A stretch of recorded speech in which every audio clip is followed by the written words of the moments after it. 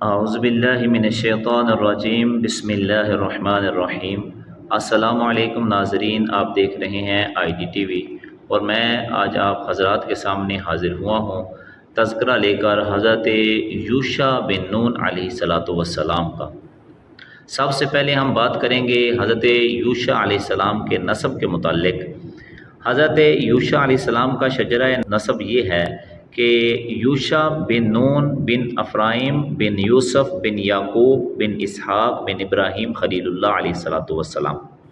حضرت یوشع علیہ السلام حضرت موسیٰ علیہ السلام کے دوست ہیں، جیسا کہ قرآن حکیم کے اندر بھی مذکور ہوا۔ اور یاد کرو جب کہا موسیٰ نے اپنے نوجوان یعنی ساتھی کو، پھر فرمایا پس جب وہاں سے آگے بڑھ گئے آپ نے اپنے جوان ساتھی سے کہا۔ صحیحین کے منقول احادیث میں حضرت کعب رضی اللہ تعالیٰ عنہ کی روایت کردہ احادیث سے ثابت ہے کہ جوان ساتھی سے مراد یوشع بن نون علیہ السلام ہے۔ اسی طرح حضرت یوشع علیہ السلام اپنی قوم بنی اسرائیل کو لے کر بیت المقدس کو فتح کرنے کے لیے روانہ ہوئے اور ایک بستی کا محاصرہ کر لیا۔ اس بستی کا محاصرہ جمعہ کو عصر تک طویل ہو گیا تھا اور ہفتہ کا روز شروع ہونے والا تھا۔ اس وقت آپ علیہ السلام کو کوئی کام کرنے کی اجازت نہیں تھی، چنانچہ آپ علیہ السلام نے سورج سے فرمایا، اے سورج تو بھی اللہ کے حکم کا پابند ہے اور میں بھی اللہ کے حکم کا پابند ہوں۔ پھر دعا فرمائی کہ اے اللہ سورج کو غروب ہونے سے روک لے۔ اللہ تعالیٰ نے سورج کو غروب ہونے سے روک دیا یہاں تک کہ اس بستی کو فتح کر لیا گیا۔ یہ ذکر ابن کثیر کے اندر موجود ہے۔ مسند احمد کے اندر حضرت ابو ہریرہ رضی اللہ تعالیٰ عنہ سے روایت ہے کہ رسول اللہ صلی اللہ علیہ وسلم نے ارشاد فرمایا کہ یوشع بن نون کے سوا سورج کسی کے لیے نہیں رکا۔ اس رات جس میں حضرت یوشع بن نون علیہ السلام بیت المقدس کی طرف روانہ ہوئے تو سورج رک گیا۔ اسی طرح پہلی قوموں کے لیے مال غنیمت حاصل کرنا جائز نہ تھا، یعنی وہ مال غنیمت کو استعمال نہیں کر سکتے تھے، چنانچہ آگ آتی وہ نازل ہوتی اور مال غنیمت کو جلا کر راکھ کر دیتی، اور یہ جہاد کی قبولیت کی علامت ہوا کرتی تھی۔ چنانچہ نبی اکرم صلی اللہ تعالیٰ علیہ وسلم ارشاد فرماتے ہیں کہ حضرت یوشع بن نون علیہ السلام نے جب اس بستی کو فتح کر لیا تو مال غنیمت اکٹھا کیا۔ آگ نمودار ہوئی کہ اس مال غنیمت کو کھائے، لیکن وہ اسے نہ جلا سکی۔ آپ علیہ السلام نے لشکر سے فرمایا تمہارے اندر کچھ کھوٹ ہے، ہر قبیلے سے ایک آدمی میرے ہاتھ پر ہاتھ رکھ کر بیعت کرے۔ بہت سے آدمیوں نے بیعت کی، ایک آدمی کا ہاتھ آپ کے ہاتھ سے چمٹ گیا۔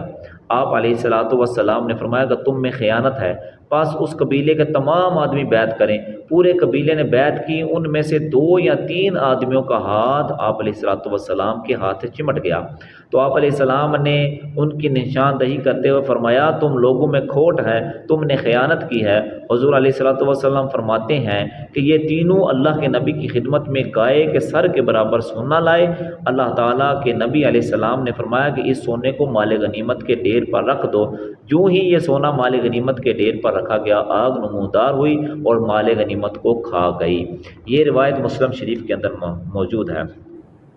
اسی طرح قوم کا مذاق اڑانا، غرض ہے کہ جب حضرت یوشع بن نون علیہ السلام بنی اسرائیل کو لے کر شہر میں داخل ہوئے تو حکم دیا کہ شہر میں سجدہ کرتے ہوئے اور عجز و انکساری کا اظہار کرتے ہوئے اور فتح یابی کی نعمت کا شکر ادا کرتے ہوئے داخل ہوں، لیکن بنی اسرائیل نے اپنے نبی یوشع بن نون علیہ السلام کی مخالفت کی۔ وہ شہر میں سجدہ کرتے ہوئے داخل ہونے کے بجائے سر اٹھائے سرین کے بر گھسیٹتے ہوئے داخل ہوئے اور بجائے یہ کہتے ہوئے کہ ہمیں بخش دیا جائے، اس کا الٹ لفظ بنا کر وہ استہزاء کرنے لگے، وہ مذاق اڑانے لگے اور مذاق اڑاتے ہوئے یہ کہتے ہوئے داخل ہوئے اور اپنے نبی یوشع علیہ السلام کے حکم کے برخلاف قولاً اور فعلاً نافرمانی کرتے ہوئے شہر میں داخل ہوئے۔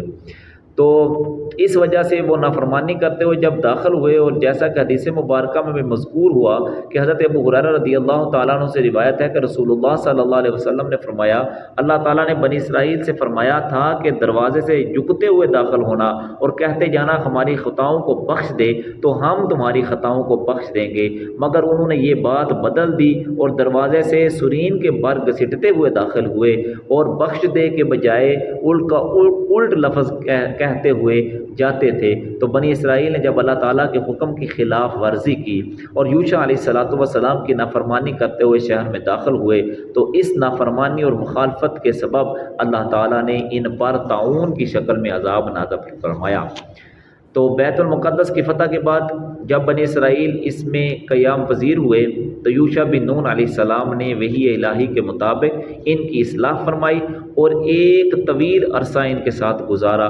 بالآخر 126 سال کی ظاہری عمر میں آپ علیہ السلام وصال فرما گئے۔ اللہ رب العزت جل جلالہ کی بارگاہ میں دعا ہے کہ اللہ رب العزت جل جلالہ ہمیں انبیاء کرام علیہم السلام کی سیرت کو پڑھ کر ان کے اخلاق حسنہ کو اپنا کر اپنی زندگیوں کو گزارنے کی توفیق عطا فرمائے۔ اللہ رب العزت جل جلالہ ہم سب کا حامی و ناصر ہو۔ السلام علیکم ورحمۃ اللہ وبرکاتہ۔